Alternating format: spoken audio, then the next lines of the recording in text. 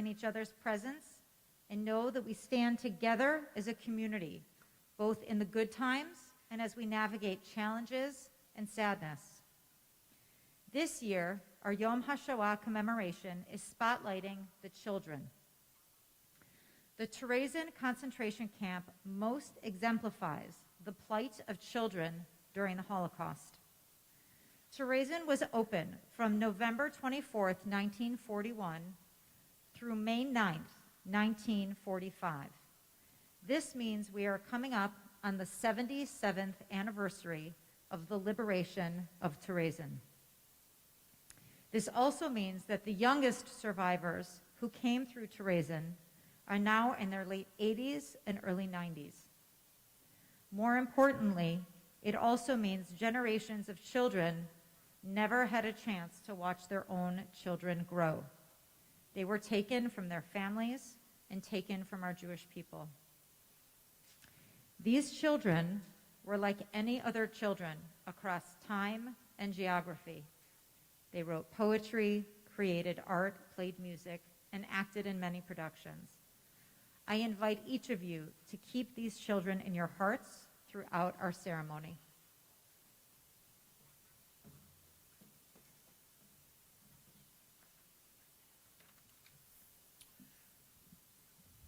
A generation is roughly marked by 25 years. As Dr. Kushner just mentioned, we are commemorating the 77th liberation of Jews from the Holocaust, which also means the Terezin concentration camp. This translates to the fact that 3 generations of Jews were not able to attend a Jewish day school, celebrate Chagim, or Kvel, Yiddish for take pride, in watching their children and grandchildren grow before their eyes. 16.5 million Jews populated the world prior to World War II, but today, 77 years after liberation, Jews only make up 15.2 million of the world's population. We still have yet to arrive at our population numbers despite 77 passing years. This is what happens when these generations are wiped out, never to be seen from again. August 30th, 1939, Erev Rosh Hashanah, and the day before the start of World War II. A teen was forced out of their house in her little shtetl, her little village of Dobrova Bialystoka, by her mother, knowing that the Nazi invasion into Poland was imminent. Smuggled under canvas bags and blankets on the back of a small commercial vessel down the Vistula River, and then the cloaked journey continued for months through underground means until her final destination was met on a ship to the United States. This woman was my great-aunt Rena, Runchi in Yiddish, to whom I dedicate my thoughts today. Runchi grew to be a giant in the field of education in the Washington, D.C. area for more than 5 decades. Her family, the ones she left behind, they perished in Treblinka, an extermination camp located in the northeast of Poland. Her youngest sister, my great-aunt Sipke, just a child, had her life taken at the hands of the Nazis. A child whose life would never be met with friends, celebrating a bat mitzvah, having family, or any integral moments of a Jewish life. As we move through our commemoration today, we focus on the children of the Holocaust, much like my great-aunt Sipke, and perhaps nothing exemplifies the children better than Terezin. As you walk through to the gym today, you noticed art and poetry. These art forms were all created by children your ages when they were imprisoned in the Terezin concentration camp. And today, our 8th graders are going to lead our ceremony, recite poems, introduce Terezin, commemorate Jewish victims lost, and introduce one of the oldest survivors from that camp through video. Rabbi Ozrowski will then conclude our ceremony with a few words and a recitation of the Kel Malei Rachamim and Kaddish. My blessing to all of you as we continue was that of Hashem, as he promised to Abraham when he said we would be like the stars in the sky. Perhaps we will never populate like those stars, but we always have been and always will be the beacon of light that shines on the world. Let's continue to set an example for the world and shine like the stars as we commemorate this 77th Yom HaShoah.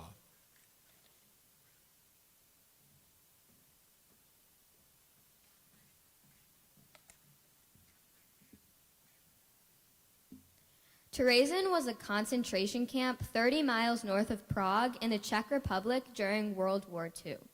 It was originally a holiday resort reserved for Czech nobility. Terezin is contained within the walls of the famed fortress Theresienstadt, which was created by Emperor Joseph II of Austria in the late 18th century and named in honor of his mother, Empress Maria Theresa. By 1940, Nazi Germany had assigned the Gestapo to turn Terezin into a Jewish ghetto and concentration camp. It held primarily Jews from Czechoslovakia, as well as tens of thousands of Jews deported chiefly from Germany and Austria, as well as hundreds from the Netherlands and Denmark. More than 150,000 Jews were sent there, including 15,000 children, and held there for months or years before being sent by rail transports to their death at Treblinka and Auschwitz extermination camps in occupied Poland, as well as to smaller camps elsewhere. Less than 150 children survived.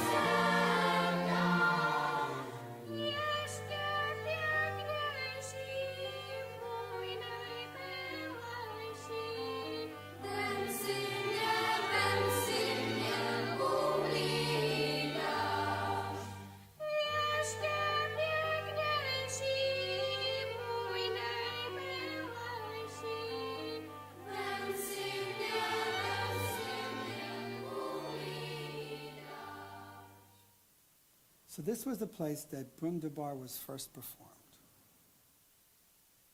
In this room, I feel that the music is still going on.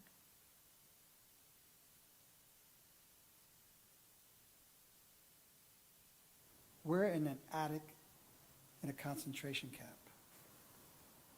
But this was your favorite place to be. When we were on stage, we forgot where we were. For us, it wasn't a concentration camp. For us, on stage was that we hear beautiful music, and music was part of the resistance against the Nazis here. Did you say that you felt free at that time? Yeah, especially when I didn't have to wear my Jewish star. When I was on stage for Brundibar, we didn't have to wear the Jewish star. So this was also part of our freedom.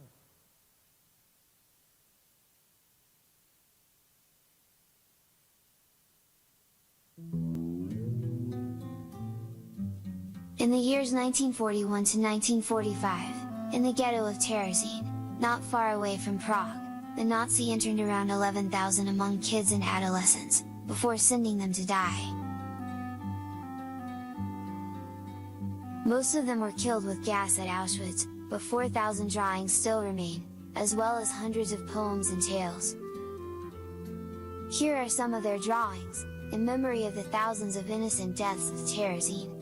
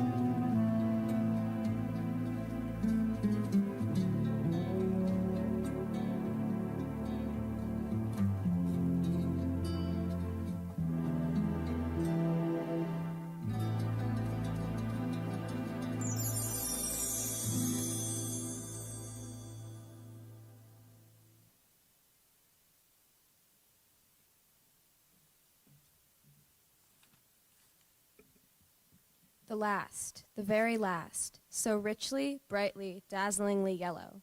Perhaps if the sun's tears would sing against a white stone. Such a yellow, is carried lightly way up high. It went away, I'm sure, because it wished to. Kiss the world goodbye. For 7 weeks I've lived in here, penned up inside this ghetto. But I have found what I love here. The dandelions call to me, and the white chestnut branches in the court. Only I never saw another butterfly. The butterfly was the last one. Butterflies don't live here in the ghetto.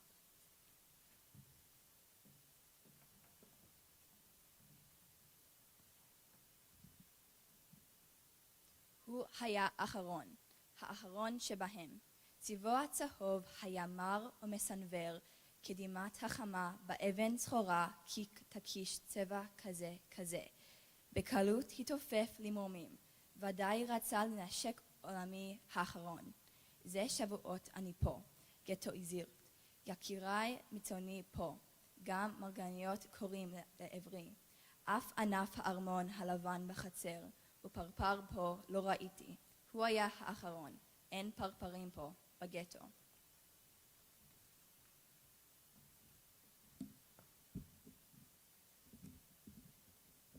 We light this candle to rekindle God's flame, to shine his light upon the world once again, to sanctify the memories of the millions of souls, to honor their prayers and all their lost goals.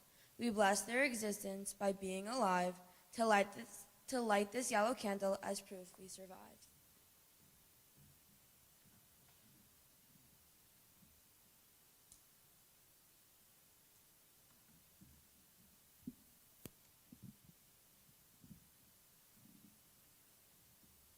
I light this first candle for the Shoah, to honor the children of Terezin who were used for their youth and exterminated because they were Jews.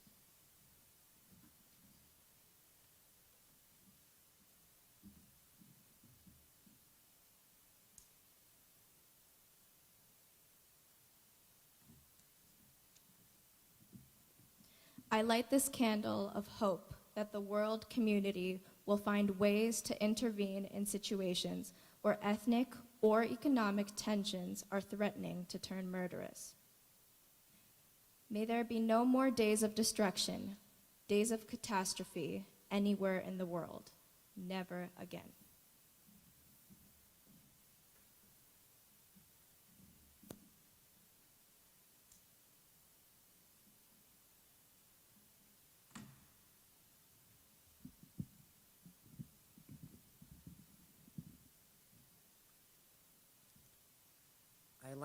I light this candle today, as we remember, and because so many families were completely wiped out, leaving no one to say Kaddish in honor of the parents, children, relatives, and dear friends after they died.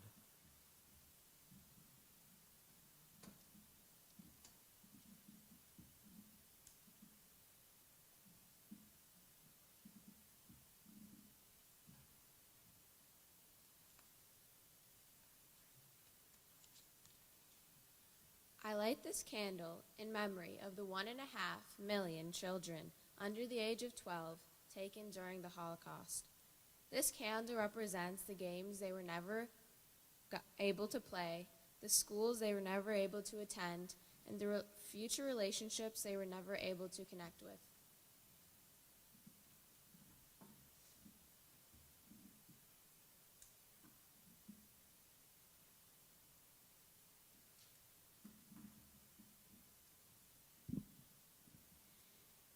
I light this candle to show Holocaust deniers that their efforts are wasted words and show that we know what really happened.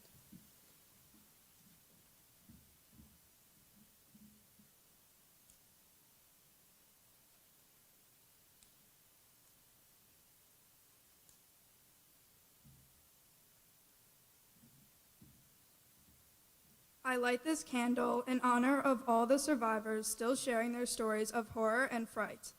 It is through their stories that we pass along their knowledge to the world, framed with the famous words, "We will never forget."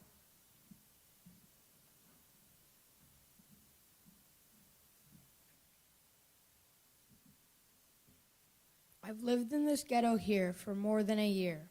in Terezin, in the black town now. And when I remember my old home so dear, I can love it more than I did, somehow. Ah, home, home, why did they tear me away? Here the weak die easy as a feather, and when they die forever. I like to go back home again. It makes me think of sweet spring flowers before when I used to live at home. It never seemed so dear and fair. I remember now those golden days, but maybe I'll be going there soon again.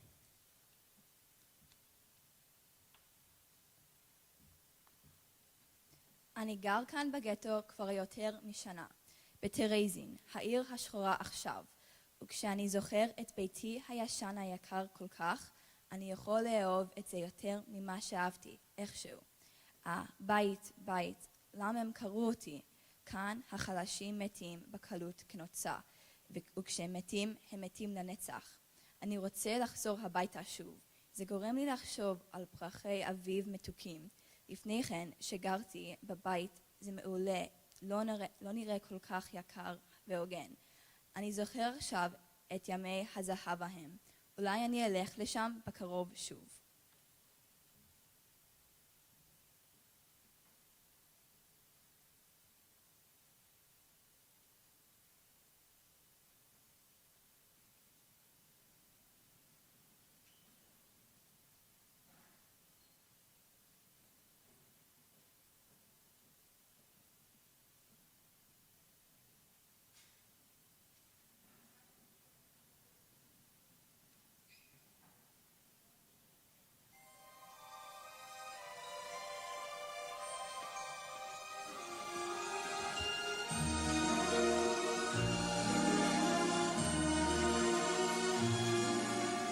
Is this the little girl I carry? Is this the little boy at play? I don't remember growing older. When did they? When did she get to be a When did he grow to be so tall?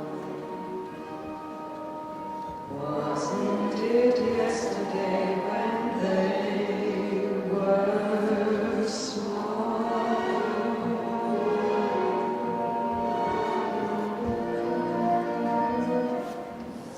Sunrise, sunset, sunrise, sunset, swiftly flow the days. Still instead of a night, the sun comes, blustering even as we gaze. Sunrise, sunset, sunrise, sunset, swiftly fly the years.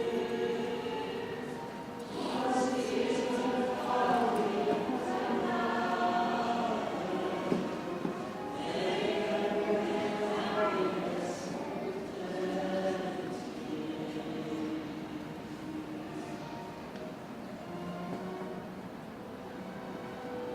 What words of wisdom can I give?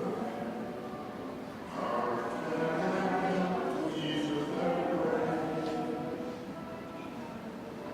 Nothing must learn from one another, day by day. They look so natural together.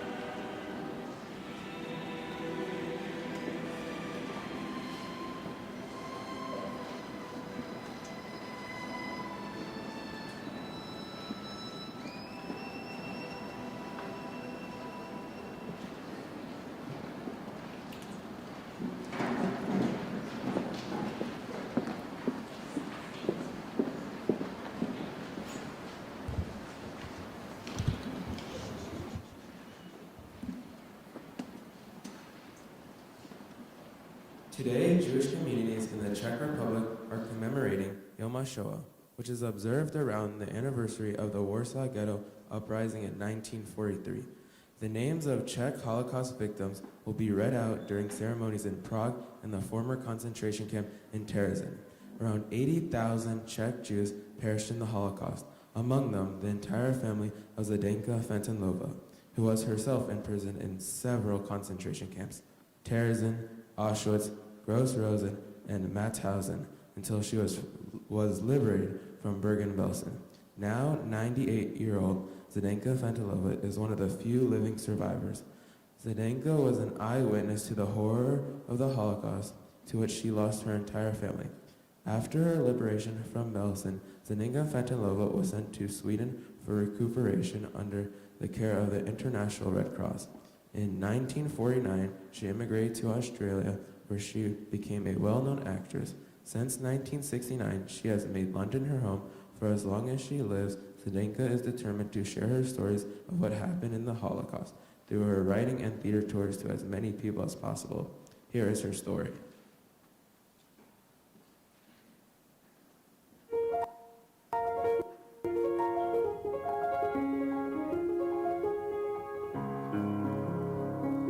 Terezin, contrary to public information, was not a concentration camp.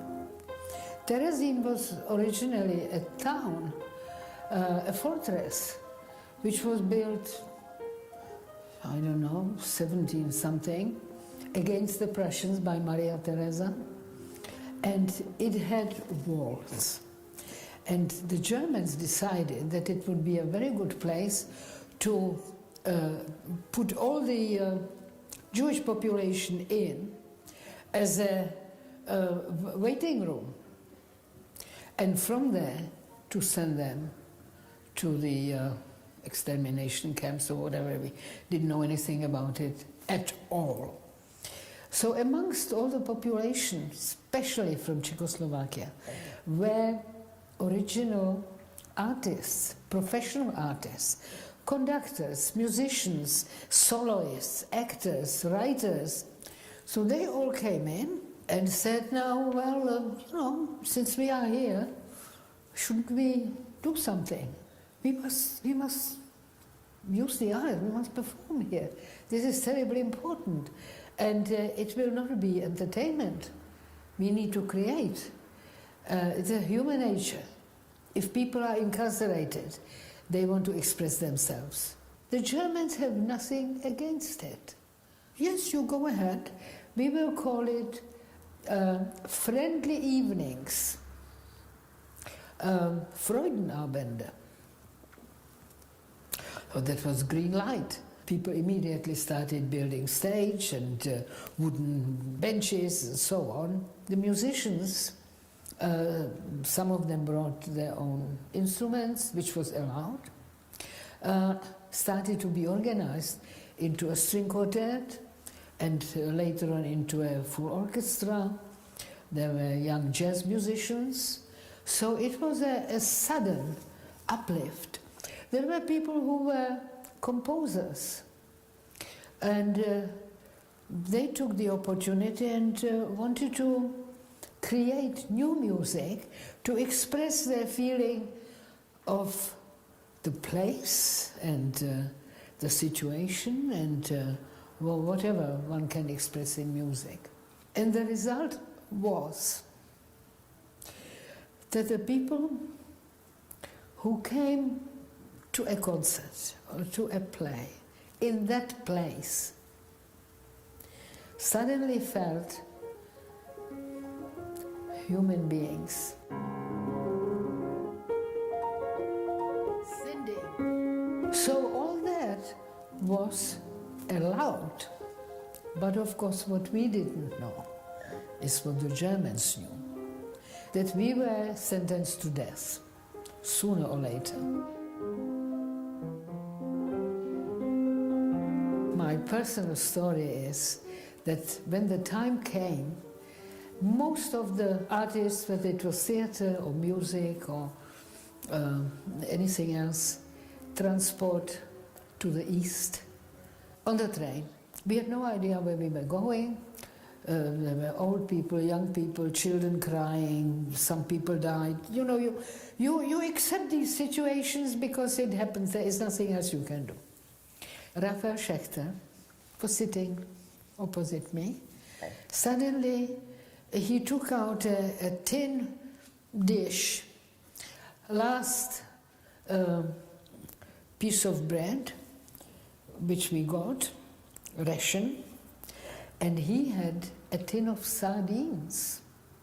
Gives it to me and says, Denko, here is my last ration of bread. I want you to break it up into the tin, put a whole lot of sardines in it, mix it up, and took a spoon out of his shoe, which he got stuck in. Mix it all up and give it to me. It will be my last dinner, my last supper. And I thought, why is he so pessimistic? We don't know where we're going, it mightn't be so bad. Let's see after we get there what happens and so on. One has to have hope. It was his last dinner. It was his last.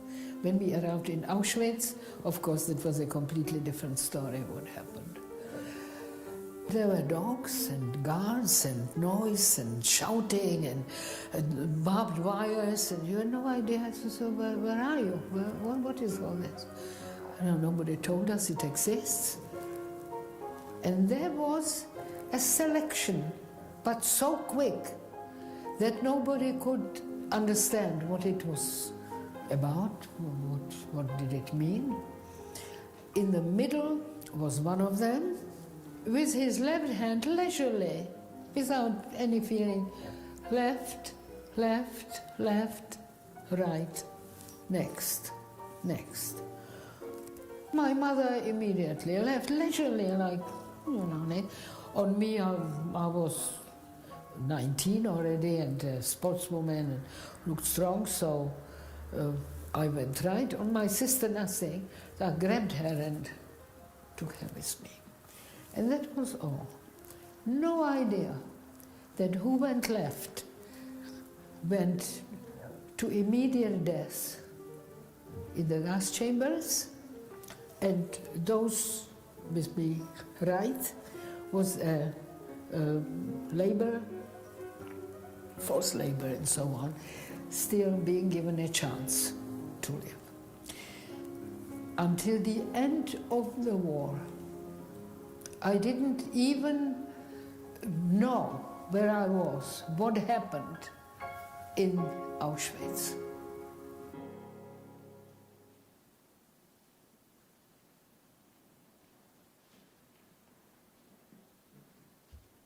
We will now all please rise for a moment of silence.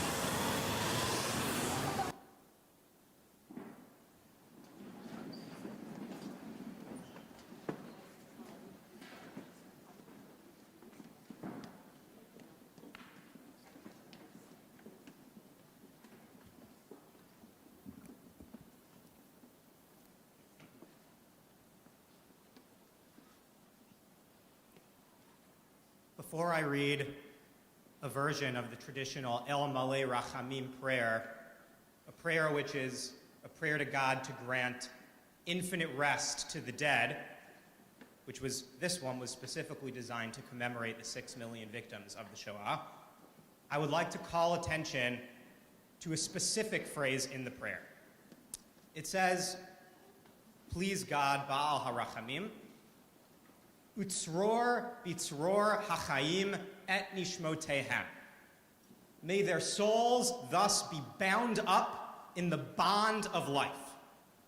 The word tzror in Hebrew is a bond, a physical bond, a rope, a chain. We can ask a seemingly obvious question on this prayer. The rope of life, what could it possibly mean for us to pray that people who have long since perished, who are no longer among the living, should be roped up in life? Our answer arises naturally, as it often does, from the language of the text itself, which is very intentional.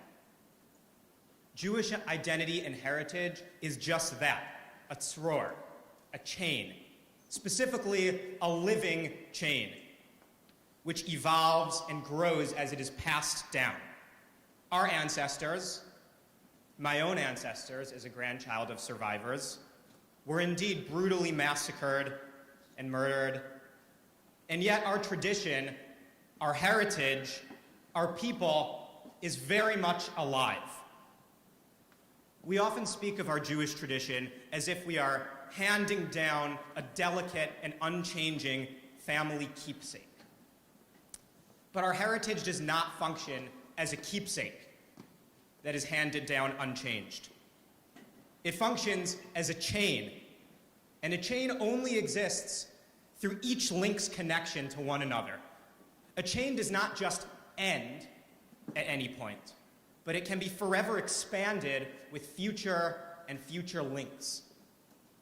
We do pass down our Judaism and our Jewishness, but we do it by attaching new links to the old ones, family to family, community to community, as history marches on. Millions of links in our chain were taken tragically before their time at the hands of the Nazis and their supporters, and our people was immeasurably damaged. Our chain was weak, raw, deeply frayed. But as Jews, we persevere, we survive, we persist, and we carry on our heritage. All of you, every single person seated in this room right now, is a link in our chain, a crucial and irreplaceable piece of the tzror hachaim, the living chain. This is precisely what we are praying for, that those who were killed remain eternally connected to us, and that we remain eternally connected to them. A chain that connects the living to the dead and the dead to the living. Our chain extends all the way from ancient times to this very day. Over Pesach recently, we spent hours on Seder night focusing on telling the story of our people. What story exactly are we telling? How will we tell our story of tragedy and slavery and genocide and oppression, along with our story of blessing and chosenness and holy responsibility to each subsequent generation, to each other, to our current and future students, to our children and grandchildren, and to the world? The story does not end and cannot end with the victims and the survivors of the Shoah. It continues with each of us. As Jews, we remember not just by reciting memorial prayers, but by doing mitzvot, living lives of holiness, being ethical role models of the highest caliber, by stamping out hatred with kindness and love. What will we do to keep the Jewish memory strong and vibrant and alive? What will we do to ensure that our sacred ancestors and their experiences will be carried with us and kept alive in an infinite chain? a living tzror chaim. May their souls be at peace.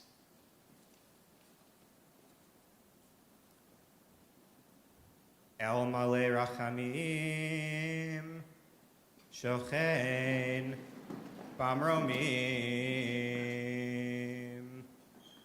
hamtzei menucha nechona, tachat kanfei hashechina, b'ma'alot kedoshim utehorim, kizoar harakia mazhirim, L'nishmot kol achenu b'nei Yisrael shenitbechu v'ashoah anashim, nashim v'taf shenechneku v'shenisrafu v'shenehergu shemasru at nafsham al kiddush Hashem B'gan Eden tehi menuchatam ana ba'al harachamim Hastirem beseter kinafecha leolamim utzror bitzror hachaim et nishmotehem Adonai hu nachalatam v'yanuchu v'shalom al mishkevotehem v'nomar amen. Yitzgadal v'yitzgadash shemei rabbah v'almad yivrach chirutei v'yamlich malchutei v'chayechon u'v'yomechon u'v'chayei d'chol beit Yisrael v'agala v'zman kariv v'imru amen. Yehei shmei rabbah mivarach v'yalav v'omei omayah yitbarach v'yishtabach V'yitpa'ar, v'yitramam, v'yitnaseh, v'yitadar, v'yitalev, v'yitalal, shmei tekudshah, b'erichu. Le'ela min kol birchata v'shirata, tushbechata v'nechamata, tamiran ve'alma, v'imru amen. Yehei shalom rabbah min shemaya, v'chayim aleinu, v'al kol Yisrael, v'imru amen. Oseh shalom b'mromav, hu yaseh shalom aleinu, v'al kol Yisrael v'imru amen.